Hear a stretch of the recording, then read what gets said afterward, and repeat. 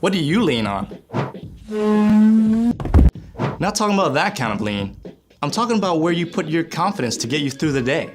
Maybe you like to lean on getting all the right answers. A+. Or maybe you lean on running the fastest or getting picked first in PE. You might lean on being able to make people laugh. What's the best way to throw a birthday party on Mars? You plan it. Maybe you even lean on getting a new pair of shoes or the latest gaming system to make you feel good. None of those are bad things, but if you put your confidence in them, they're going to slide. Just like that shelf. You'll mess up on a test, sprain an ankle, discover someone's laughing at you instead of at your jokes. And that brand new gaming system? It might pick up your spirits for a day or two, but after that, it's nothing special anymore. There's only one safe place to put your confidence. God made you. God loves you. And you were designed to lean on God. Even when your day doesn't go the way you hoped, God doesn't change. When you have to wait, God is still there. And when you're worried or anxious, God still has a plan. God can be trusted over and over again. When you ask God each day to guide your steps and trust God to give you the strength and confidence, others can see that peace and freedom that comes with it. They can see God at work in you. That's why trust is such an amazing way to worship God with your life. Because worship is about more than just singing loud.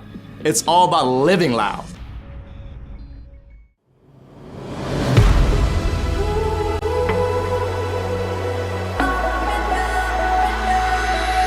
When I am up, when I am down, when life turns me around, should I go left? Should I go right? Should I be walking in circles in my mind? But I know God will make my path straight. I know I'm gonna shout and praise. My God can be trusted over and over and over again. My God can be trusted over and over and over again. Over and over and over again.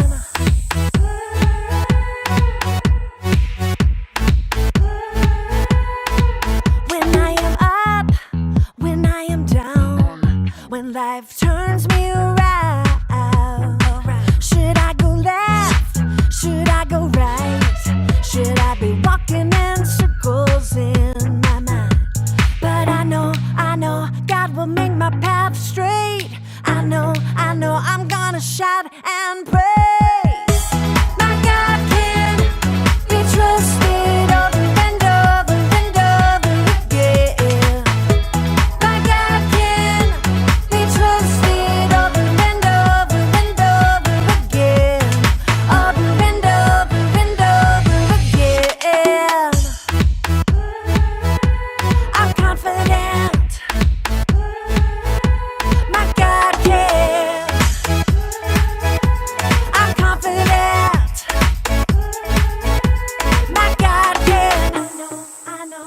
God will make my path straight. I know. I'm gonna shout and praise. I know. God will make my path straight. I know. I'm gonna shout and praise. My God can be trusted over and over and over again. My God can be trusted over and over and over again. My God can be trusted over and over and over again.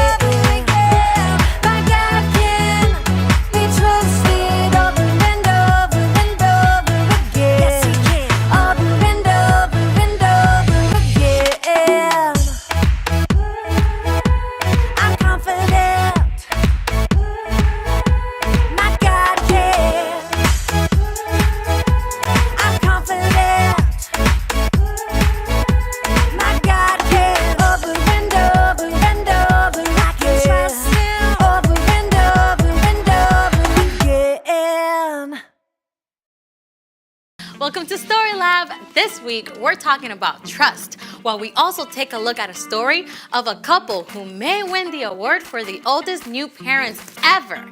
Oh, and wait for this. Wait for it.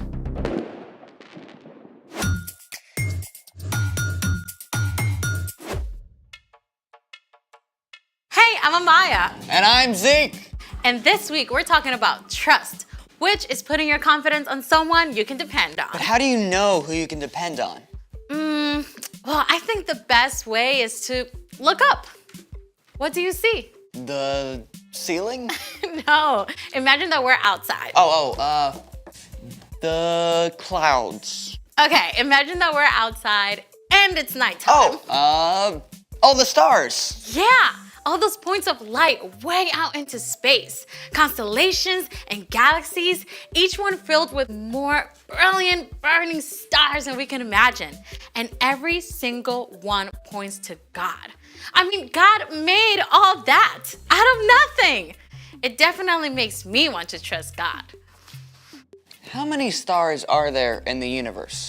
200 billion trillion stars! Whoa. Yeah.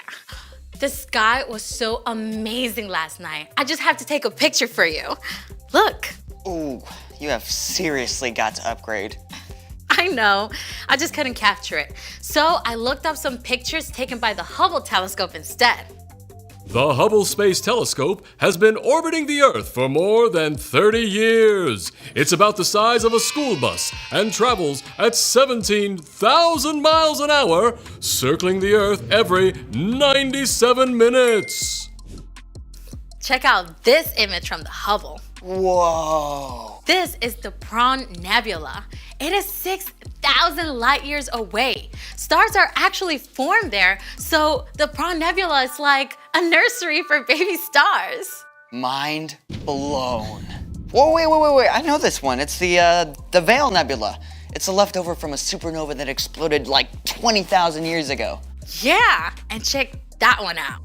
Oh, those look like Christmas lights. Well, the red dots are actually dying stars called red dwarfs, and the bluish dots are burnt out stars called white dwarfs. And they're all part of this huge cluster of stars called the Omega Centauri. Oh, I know him. He's a transformer. I think we're talking about something different. Oh, is that it? I want to see more stars. Well, that's all I've got. Unless What? we can make our very own stars right here in the lab. I'm ready. I don't think you're gonna need those. They're for style. Okay then, let's make it. Follow along and you can do this at home if you like. What have we got, Zeke? Step 1, fill a big jar or vase or tank about 2/3 full of water.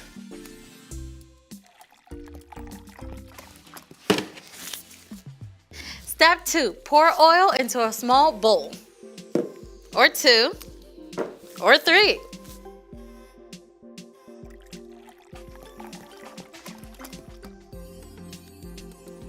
Step 3, add 4 or 5 drops of food coloring to the oil. You can use up to 3 colors.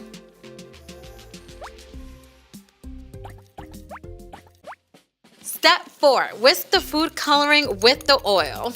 It's a little latte, a really oily latte. Okay, pour.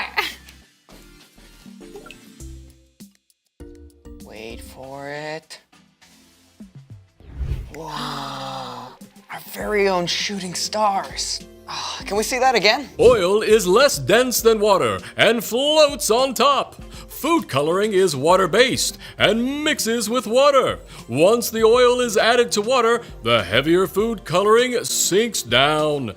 As soon as they hit the water, they dissolve, forming tiny shooting stars. Oh, let's do it again. We've got tons of food coloring. I'd love to make stars all day, but we got a story to tell, and stars are a big part of this one. It's time for... The story before the story. Today, we're in the very first book of the Old Testament, Genesis. God made our amazing world, but sin entered the world. People turned away from God and went their own way. So God picked one man, a guy named Abraham. And even though Abraham was like 90 years old and had no kids, God told him to look up. God promised Abraham he'd have more kids than stars in the sky. Yeah, and the whole entire world will be blessed through Abraham's family. But Abraham and his wife, Sarah, they waited for years and years, and they still didn't have kids. Which is where our story starts. We're ready. Hey everyone, I'm Brian. It's amazing how all of creation can talk to us about God. You know, after God told Abraham that he and Sarah would have more kids than there are stars, I bet they went outside at night a lot more. More children than all those stars? Are you sure that's what God said? He promised. He said, we'll have a son. God's promise was clear, but Abraham and Sarah spent years staring up at those stars, waiting and wondering. They were both old, like old enough to be great-grandparents. Could they really have a brand new baby at their age?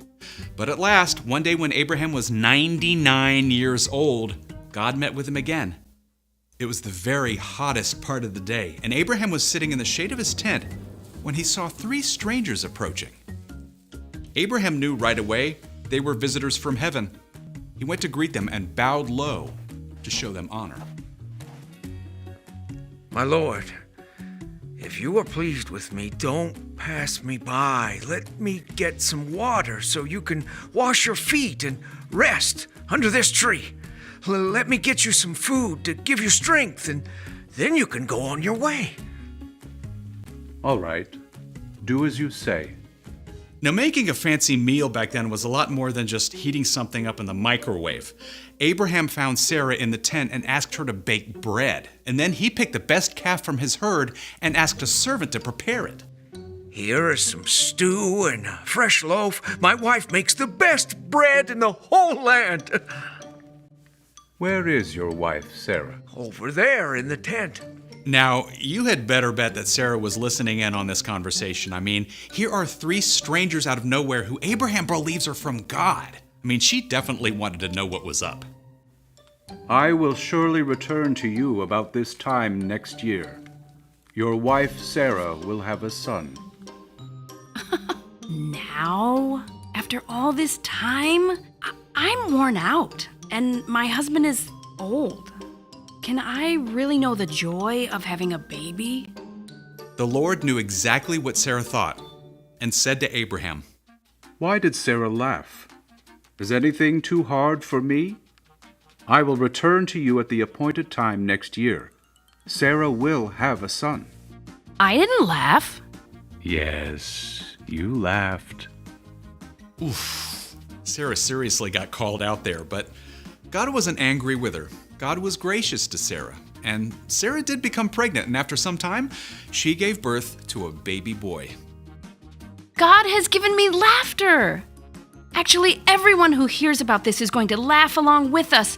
I'm so old, but here I am taking care of a baby. What should we name him? What about Isaac? Of course, Isaac! You're going to have a big family, little one. As many as there are stars in the sky. The end. So, do you know what the name Isaac means? What? One who laughs. Well, that is spot on.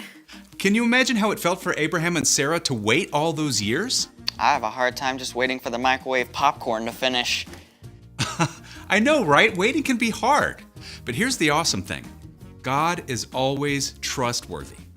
God promised Abraham that the whole world would be blessed through his family. And it took hundreds of years, but the whole world was and is blessed because of one of Abraham's descendants. You know who I'm talking about? Yeah, Jesus. You got it. You can trust God all the time, especially when you're having to wait. Thanks, Brian. So, what is our part in the story? Well, maybe you're having to wait for a broken arm or a sprained ankle to heal. You can trust that God is still with you, and God still loves you, and you can ask for God for the patience to keep waiting. I remember when I had to wait forever when my mom said she'd get me my phone. I guess I could have trusted God more instead of just asking her, can I have my phone yet? Can I have my phone yet? Can I have my phone yet? Can I have my phone yet? Okay, yeah, Can we get it. Sorry. I actually had to trust God yesterday. My dad promised to play tennis with me after he got home from work, but then he had a video call that took over an hour. I had to trust God to give me a good attitude. Yeah, the truth is, we're gonna have to wait for things. Sometimes we'll have to wait on God. But even while you're waiting, you can trust that God is still there and that God still cares about you. Got it? Got it. Wait for it. So, here's the thing. Trust God even when you have to wait. Yep, I can't wait for tonight when I get to see the actual stars. I mean, I can wait, but you get it. Thank you for joining us in the Story Lab. See you next time. Here's something to check out while you wait.